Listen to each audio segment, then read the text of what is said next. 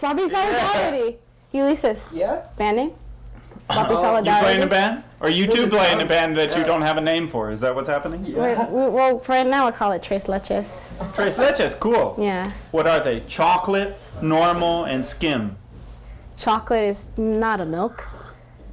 Are you kidding? It's the best kind of milk. What are you talking about? You've never had chocolate milk? What's that? It's milk, but it's chocolate. Why didn't you tell me about this before? Okay. Are we rolling? Yeah. That's great. What if it's not all synced up? Wait, it's How's my not. hair? Oh, it's great. You'll have to sync it later. You guys use Final Cut Premiere or iMovie? That's not a joke. We use Windows Movie Maker. Ah, really? Oh, that's even better. Dude, fun fact, I actually made a video to one of your songs with Windows Movie Maker when I was like 14 or something. Yeah, really? Yeah, like, cause that's how I started doing videos. It was like editing anime music videos together. Really? And I made something to Twin Killers.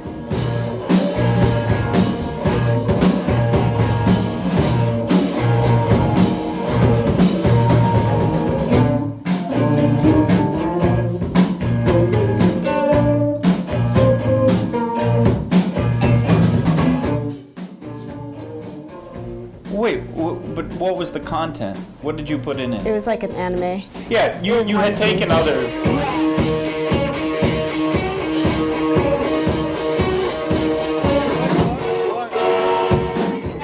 Yeah, I remember. You saw that? Yeah, of course. That's one of the questions I have for you. All right, well, scratch it off. Okay.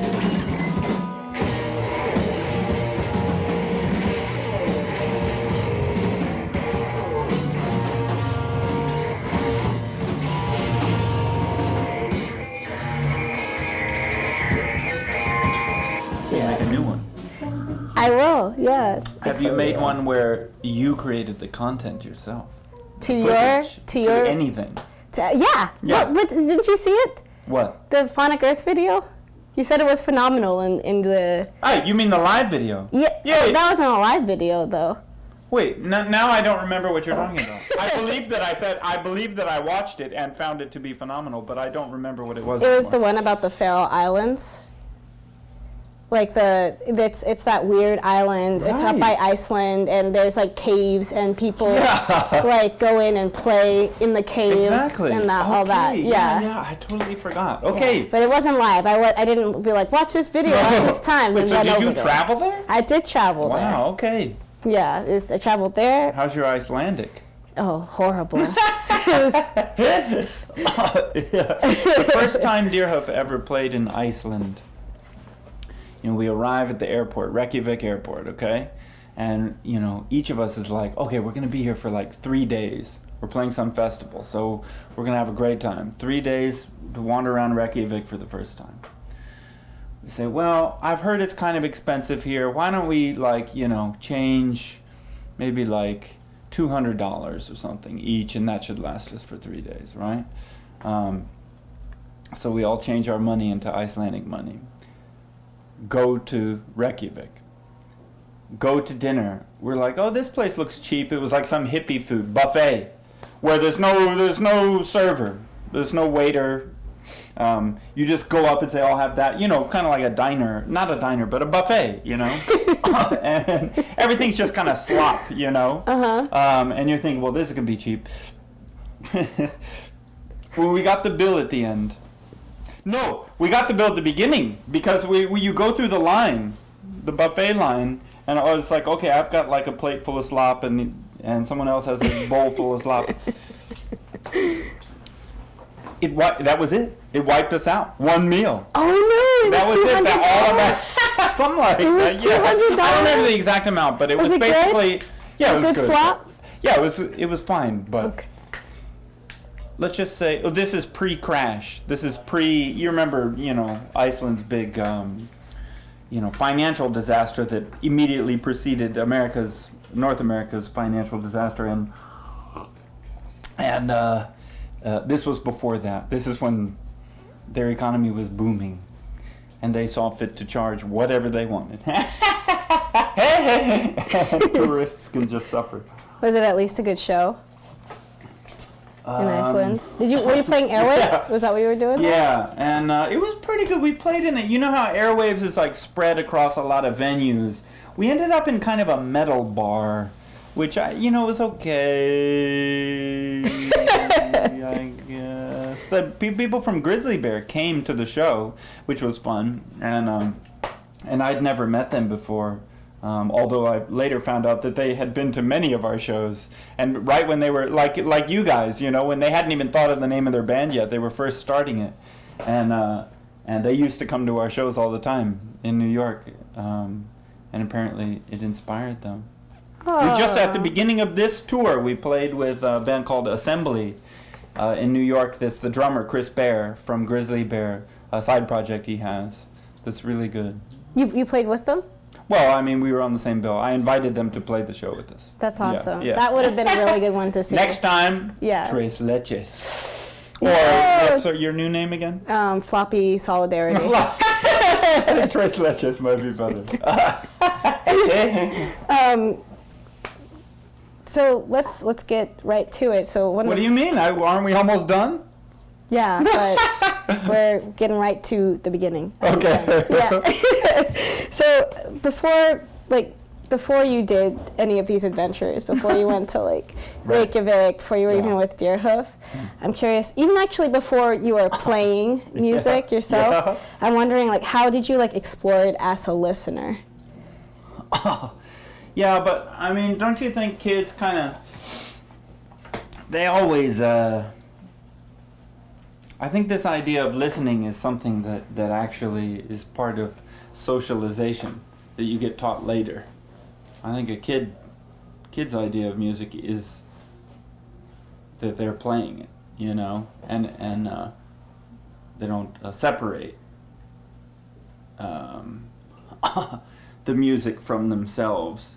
I mean, you're talking like little kid, because I started playing, I don't know, music probably, I don't remember the exact age, but I mean, I was always banging on things, or, we had a piano, so I was always playing the piano. Or, kids sing. I mean, kids love to sing right off the bat. I mean, my brother just had a baby a few months ago, and she,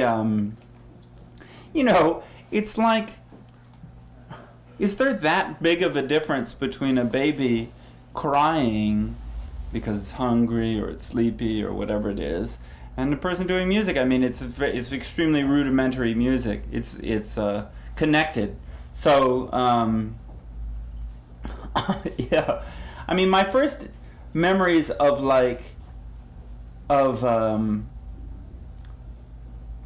realizing that I was hearing music as a separate thing, and it wasn't me singing, dancing along like a little kid, Yeah, what would they have been? I mean, it can also be your first dancing along to concerts or something. Yeah. It doesn't it's how you experienced it as a listener. I don't too. have any memory of not being a musician. Let's put it that way.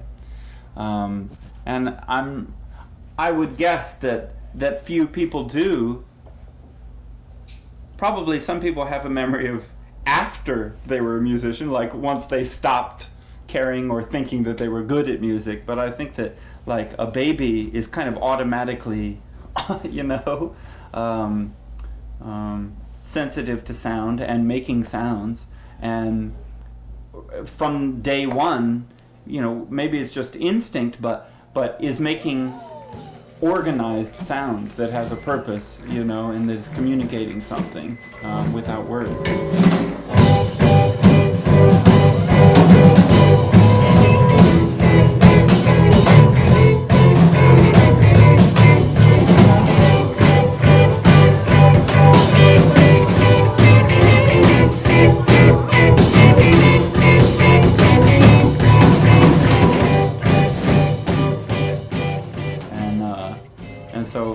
In particular, I think music, more than it relates to language, I think a lot of times it relates to baby talk, so it's the sounds you make to a baby, I often think is similar to music.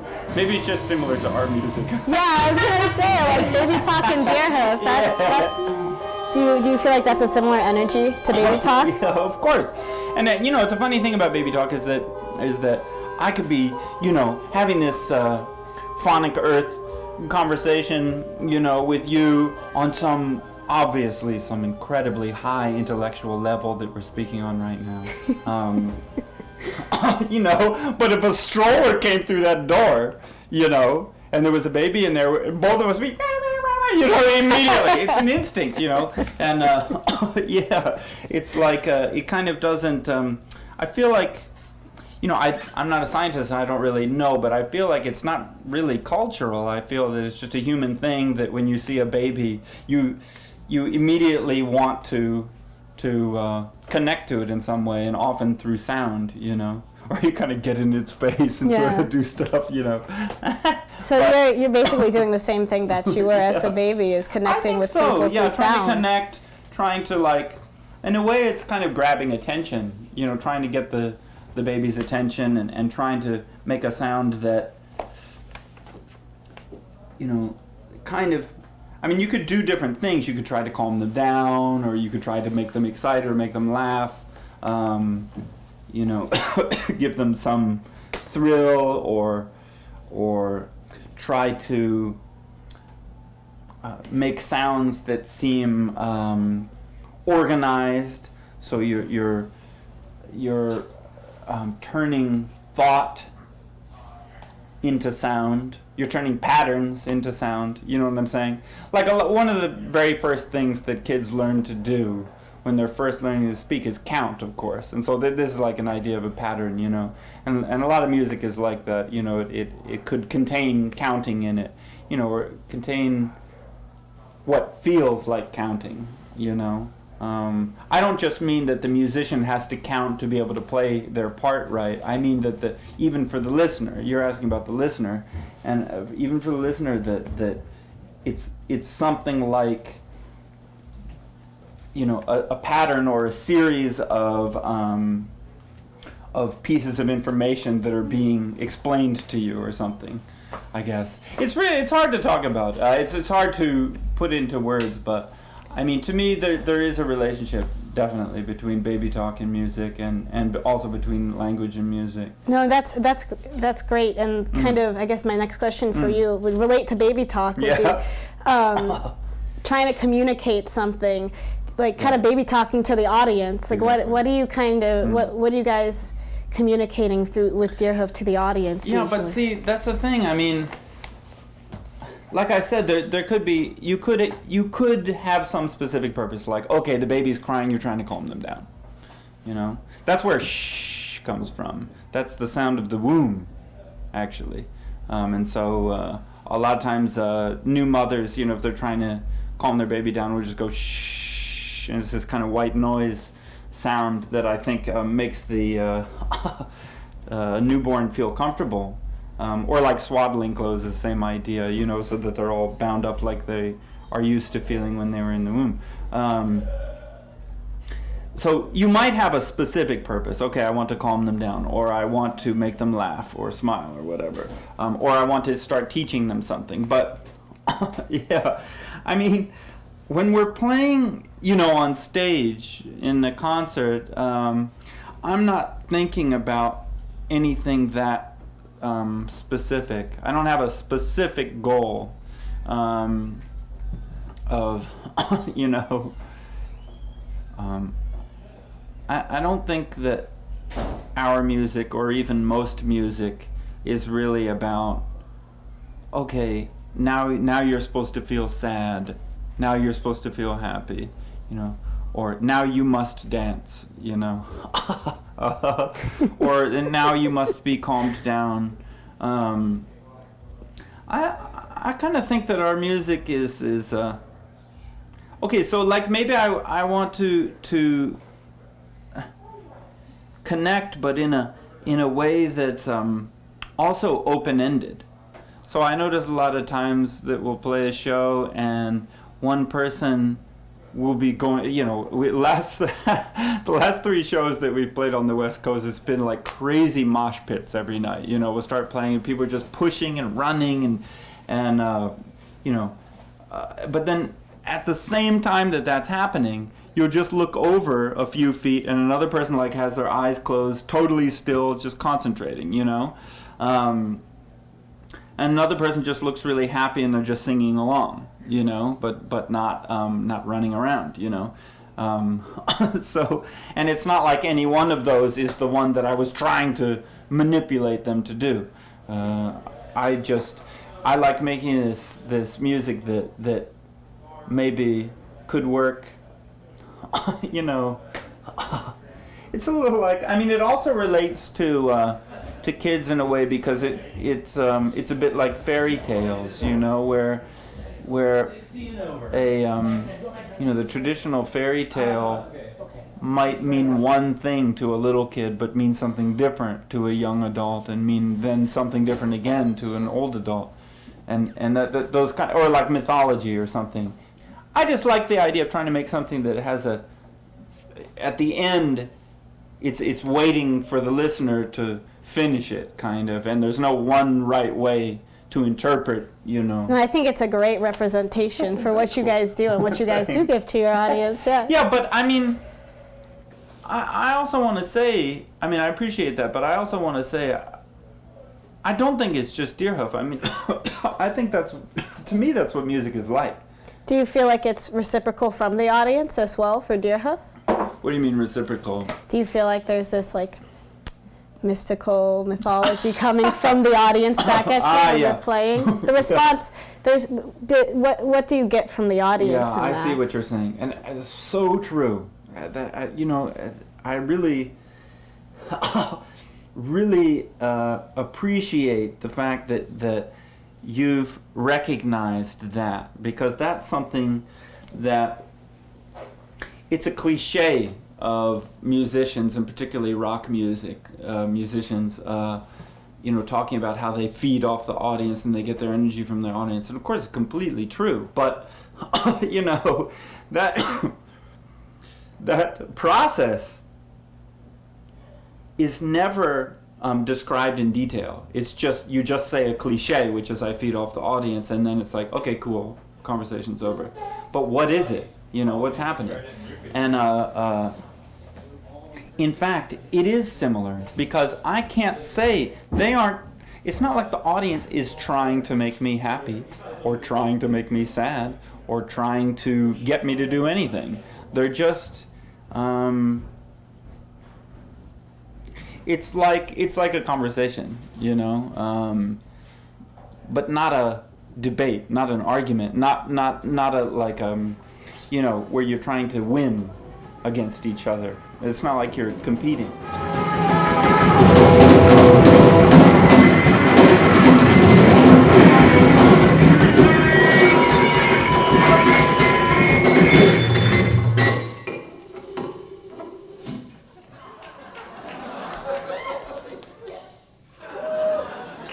Say come. Come see the dog. See the dog? No, say come see the dog is my line. It's more like you're interacting, you're trying to and I mean, to try and find words for whatever that is quite hard, because I feel that it's like some kind of a primal thing that's it's not just that it goes back to being kids. I think it goes back to even what do you call it? You know, a memory of being other animals. You know, but before you were born. In other words, ancestral memory going back to you know, other evolutionary eras. You know. I'll give you the simple one. 1, 2, 3, 4. Come. Come see the dog. Come. Come see the dog.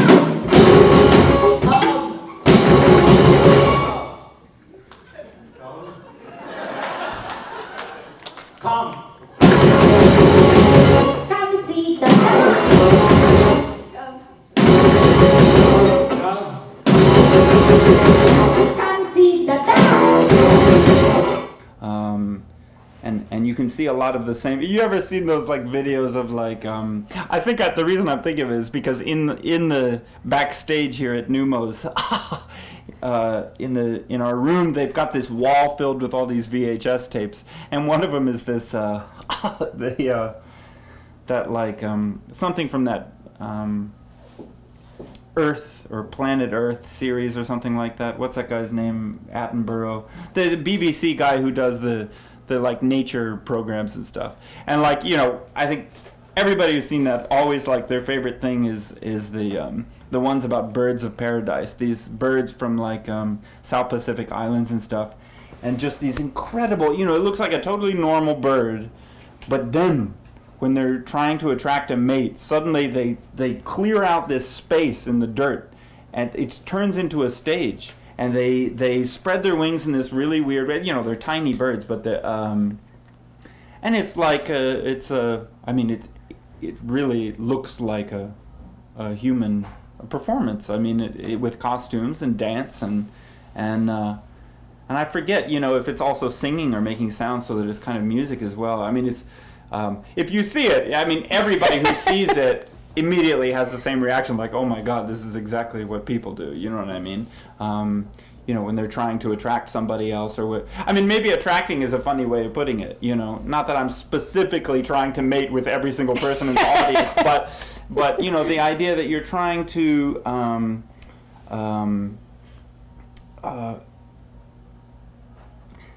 it is really hard to put into words, but yeah, connect in some way that feels on a more primal level than just conversation, I guess. You know, playing for an audience is like a dinosaur bird doing a dance. That's awesome. No, it's really cool. I totally get it. So, yeah. You know, and I think that's one great thing about baby talk is that, like, you know, they're trying to find something, and you know, it's not quite organized. Exactly. It's searching. Every time that I'm playing, you know, it's always searching. From the first note, searching. It's trial and error, and we're very loose kind of band, and it's really different every night. So it really depends what the audience is doing, and you know, I'm also trying to make that connection with my bandmates too, and all of us with each other, and that the variables are constantly shifting. So different shows we could have. I mean, we've been playing the exact same set list every night for, you know, over a week, but you know, they're quite different from night to night. You know, the exact same song will be different. Today it's really slow, and the next day the same song is fast, and this, you know, some night it's like everybody's playing really busy, and another time everybody's doing it really stark or something, and it just, you know, it's just, it's like you're saying, it's not that organized. We don't have a definite, and how could you? I mean, it more just comes from your energy, and then probably the venue. I guess. Does the venue size? I know, but you like words like mystical and energy and stuff like that, and it's like, I also like prehistoric and the dinosaur. That's awesome. Well, exactly, but secretly I like those words too. But in the middle of an interview, being filmed by 3 separate cameras, I feel a responsibility to somehow try to pin down what I'm saying, if possible, with words other than mystical, dinosaur, and what was the other one? Energy. Yeah, but of course, I mean, I keep coming up with, it's really hard to put into words. but I think that totally makes sense, because like, I mean, what Phonic Earth is all about is exploring sound, and sound, like, just even like if you think about like a sound wave, it's like, you know, kind of organized chaos, you know, like going up and down and up and down. So no, I think actually what you're saying will totally make sense. Yeah, cool. In the end. I mean, I love, you know, this goes back to your first question, and you know, I've for many, many years felt that as a personal goal, and this doesn't have to do with being a musician, this has nothing to do with Deerhoof, and it has nothing to do with what we do on stage or trying to sell records or anything. This is just as a you know, as a happy person, or a person trying to find happiness, you know. I've often felt that the way of listening to sound that interprets that sound as music is a certain state of mind, you know. For me, I was heavily influenced by John Cage in this idea, the composer, and he was a composer from the 20th century who used noise and used chants, you know, or random throwing dice and stuff like that to get random notes in his piece. And so a lot of times the music that resulted, you know, it sounded completely random. It sounded, or it felt not like somebody expressing themselves, but rather just like the sound you would hear if you're walking down the street, or if you're on some island off the coast of Iceland or something, you know. Just some sounds that seem chaotic and are definitely not a human like expressing themselves and telling you something. And the act of listening to his music and struggling to hear it as music, to interpret it that way, to hear the beauty in what is really completely random sounds, you know, can be applied, of course, to actual natural sounds, actual random sounds in real life that have nothing to do with John Cage in a concert hall and anything on a record or anything like that. And so this is what I'm getting at, is that like if you practice doing that and you like have the ability to learn to like natural sounds or random sounds, or interpret them as though they were music, as if they were saying something to you, as if they, or mentally you can find ways of organizing them into patterns or phrases or something that somehow means something to you, that would be a really fun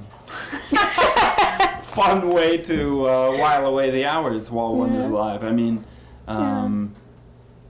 and yeah, it's like,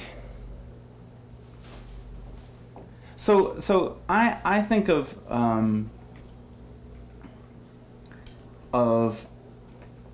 you know, you describing your adventure, you know, on this island, and the sounds that you might hear or that you might create by traveling through it, and think that that's a way that a person could behave anytime. You know, that's always sitting there. You don't have to be in an exotic, expensive location, you know, or in some like obviously beautiful kind of like tourist destination or anything. You could also just be walking down the street in Seattle. Yeah, exactly. And you know, that's like, I don't know, once in a while, you know, I mean, most of the time we're playing, you know, in the show, I'm busy because I'm playing, but once in a while I'll stop. You know, if the other guys are like, if they start doing some improvisation or something on the guitars, or, you know, start doing something that I didn't expect, sometimes I'll just stop playing and listen to what they're doing and kind of get into that zone a little bit of just like, you know,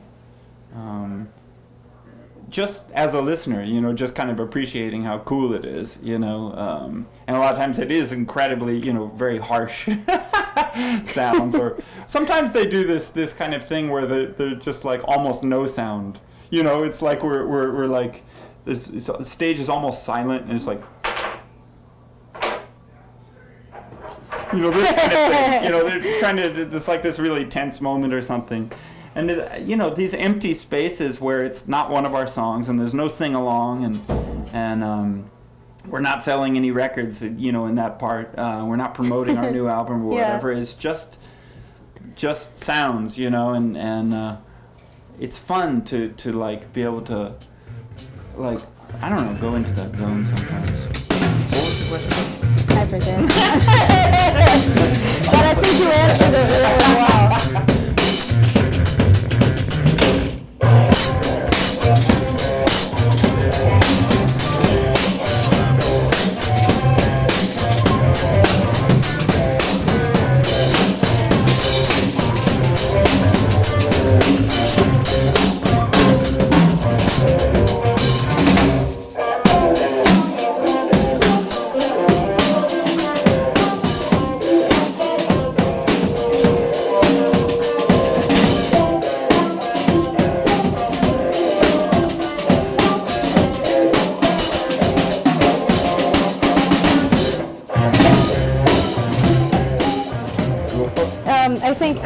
last question, and then I'll let Sure. you go prepare for your show. I'm not in a rush. Yeah. You're not in a rush? Two I'm just more. gonna take 2 more. Yeah, you got 2 more. I mean, I see all these questions on here that you I haven't think we even started. answered most of them. No, I totally think we answered most of All them. right, cool.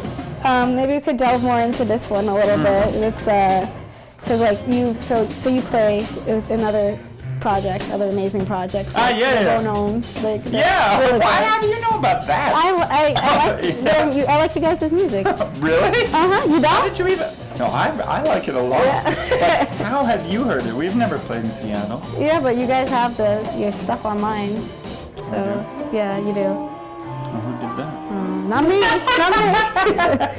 So you play with a lot of Really other. well known. Yeah. You play with a lot of other people. Maybe All the this time. Yeah. has playing with any. This is the shirt of Chimera Records, which is run by Sean Lennon. I have a duo with Sean Lennon. Oh, Also you have do? Weapons. Yeah. That's awesome! Yeah. I just saw Three him records. like the other month. Really? Yeah. Really? He came Was here. it Ghost? Yeah. Yeah. I guess it was Saber-Tooth Tiger. Okay. It's Yeah. awesome. So it's Sean and Charlotte who run this label. Cool! I didn't know that. Now I'm like so much. I like your shirt. Now I'm Thank you. kind of Well, like. you can thank Sean and Charlotte. Yeah, it's great. It's great. It's Yeah. great, Sean and Charlotte.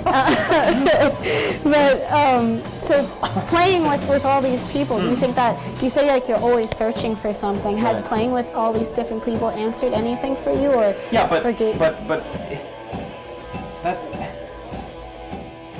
that's why search is not the perfect word, because that does make it sound like you're looking for an answer. I mean, the idea of like playing the drums and like that there's an answer doesn't make any sense. It's not. You aren't looking for an answer. or maybe have you But found maybe you're something? searching for a connection, maybe. So,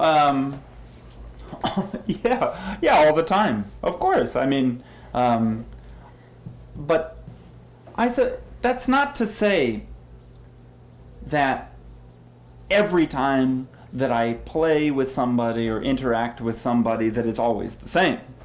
Sometimes, yeah, you can tell that you connected more or better, you know, and you're always, I mean, I feel like I'll play a concert and then I'll think about it afterwards. What did I do right, or what mistake did I make, or how could it have been better, and then yeah, what am I doing wrong?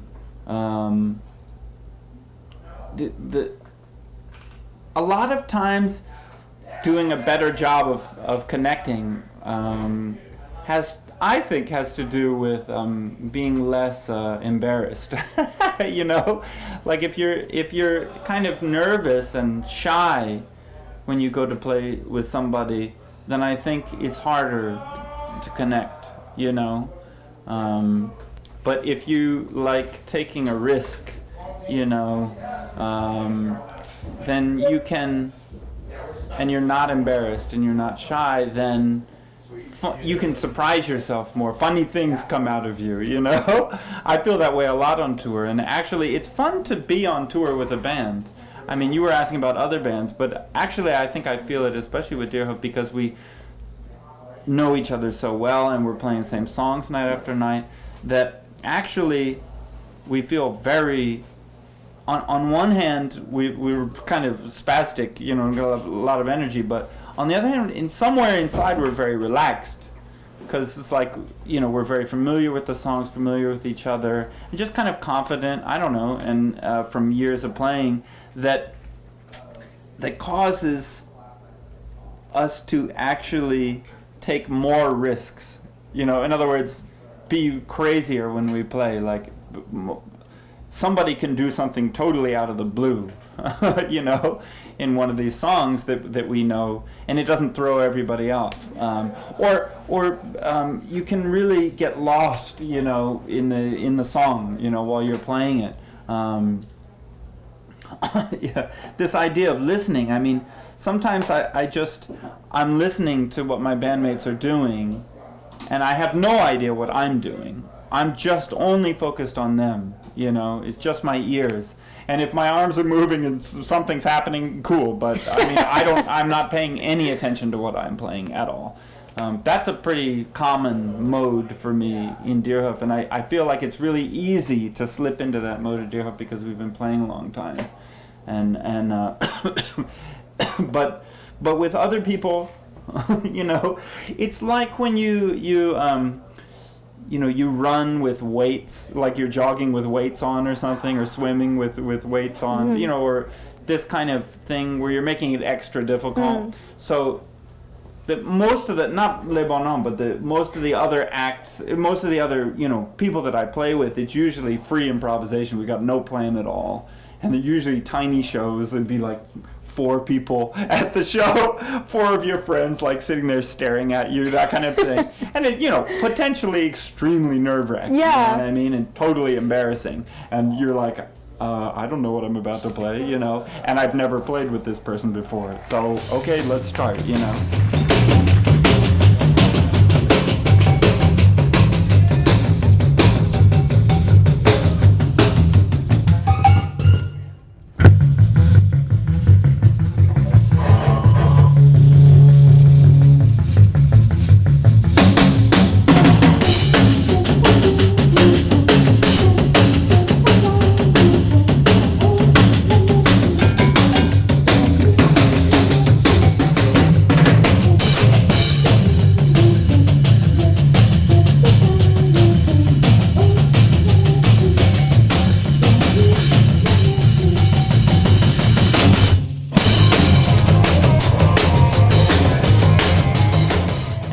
What you can come up with, and so it's like extremely daring, you know. I mean, it feels extremely daring, or you're. I feel like I'm pushing that part of myself, like just working up enough nerve, just to right, play with no Yeah. plan and no guarantee whatsoever that anything good is gonna result. So, and it's really like totally spur of the moment too. Like, it's not like you got an hour to warm up and then you do the show once you've established a connection with somebody. It's like, sit down, okay, where's the connection? You know, and everybody playing is searching for it, you know, the whole time, trying to find how can you make it work? How can you make it work? But you surprise yourself when something does work, because you don't expect it. I mean, you don't know where it's going to come from, and then suddenly you hit on something, and you realize, you know, just magic, you know, out of nowhere. This person could be like a stranger. I mean, I've had a lot of shows where it's like, hi, nice to meet you. Okay, let's play. You know, it'd be like through a mutual friend or something like that, some improv show, and you know, basically, I'll play with them for 30 minutes or 60 minutes in a concert before even talking to them for 1 minute in real life, you know, of in English. Yeah. But I was talking to them in music, and you kind of feel like you know the person a little bit. You feel like you get a good conversation out of that. Totally. Yeah.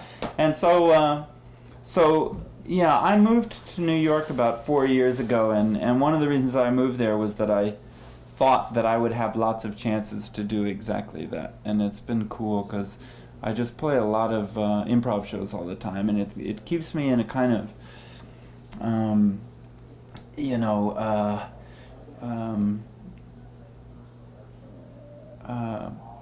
if I go too long without playing, then I might get more shy, you know. This is a way of pushing myself to always like be ready for anything, you know, on the drums. Where do you usually do improv shows? They're just anywhere? There's in New places, York? you know. I mean, there's this one place that I've played a lot with different friends of mine called the Manhattan Inn. But for a person living in Seattle, you might think that the Manhattan Inn is in Manhattan. It is not in Manhattan. It's in Brooklyn on a street called Manhattan Avenue. Oh. It's a tiny restaurant. And I mean, when I say tiny, it's like people sitting at tables, you know, eating their salad and stuff like that. There's probably, you know, like 10 or 15 tables in this room. And then you know, it's like quiet dining or whatever, and then you come plop down these drums, you know, in the middle of this room, in this dining room. It's like, I mean, talk about nerve-wracking, you know. It's like, and then so it's like, imagine you're playing the drums, total improv, way too loud for dinner, and I'm this far away from you at my table, like, you know, who's this person banging on the drums ruining my dinner experience, you know? It's like, Hand them it's a a real drumstick. test. Yeah, that's Or true. take one of their drumsticks and have a Exactly. bite. That's pretty good. I'll try that next time. Yeah. Great. Well, I guess maybe we can close by talking about the new album a little bit. Have you heard it? I have. I listened to it. Thanks. Yeah, it's great. Cool, I love thank it. you. I like Oh Bummer, I think is Oh, really? probably my favorite. Yeah. Well, Bummer is, this song is really, the way it ended up on the record is really similar to how it started in a demo that Ed made. He wrote all the guitar parts and the, I mean, the guitar parts that Ed and John play in the record version and when we play it in concert are actually almost exactly the same as what he made up in this in this demo. And I remember, you know, when we got this demo, they emailed it to us. He emailed it, and when I heard it, it sounded so I don't know. The mood was very different than anything that I was writing at the time for the record, or that anyone else was writing. And when I heard it, I realized, oh, cool, you know, like it's so dissonant, and it's kind of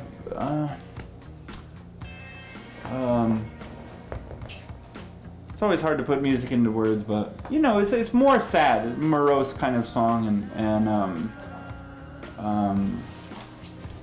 darker, you know, and so when he sent that email, I think all of us were like, oh, okay. And then we kind of all started trying to head in that direction more, you know, on the record. So, I mean, not all the songs sound quite like that, but there was like, yeah, kind of a darker mood on this record than, for example, the last record, you know, where we were deliberately trying to do an extremely cheerful mood, you know. It's like the last record was meant for someone who was feeling sad to help cheer them up, and then this record is more like, I don't know who it's for. It's for someone feeling normal, but to express something really dark, you know. And so we love playing that song, and so on this one I sang and played the bass, and Satomi plays drums on this one, and we'll play it tonight, you'll see. Yeah, it's cool. It's kind of like a it's a bit like you know, Michael Jackson or something. That's the part that wasn't in Ed's demo. He had these really stark, dissonant kind of guitar chords.